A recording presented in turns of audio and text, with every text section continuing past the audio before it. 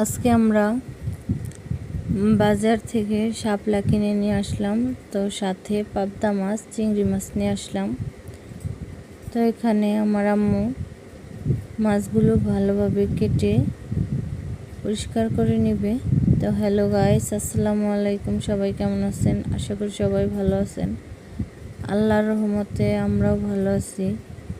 তো এখানে ধনিয়া পাতা, শাপলা ও মাছ এগুলো ভালোভাবে কেটে ধুয়ে পরিষ্কার করে নিব। তো এখানে আমি চিংড়ি মাছগুলোকে পলিথিন থেকে ঢেলে দিলাম। তো এগুলো ভালোভাবে পরিষ্কার করে ধুয়ে নিব। এরপর এগুলোকে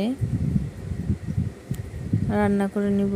তো এই শাপলাগুলো দিয়ে চিংড়ি মাছ দিয়ে রান্না করব, আর পাবদা মাছ ভুনা করব। তার সাথে মিষ্টি আলুর শাক দিয়ে চিংড়ি মাছ রান্না করব।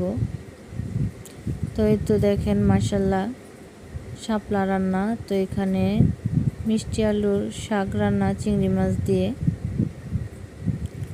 তো তার মধ্যে আছে ভর্তা।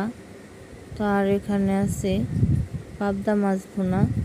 তো আজকের ভিডিও এই পর্যন্তই। সবাই ভালো থাকবেন, সুস্থ থাকবেন। আসসালামু আলাইকুম।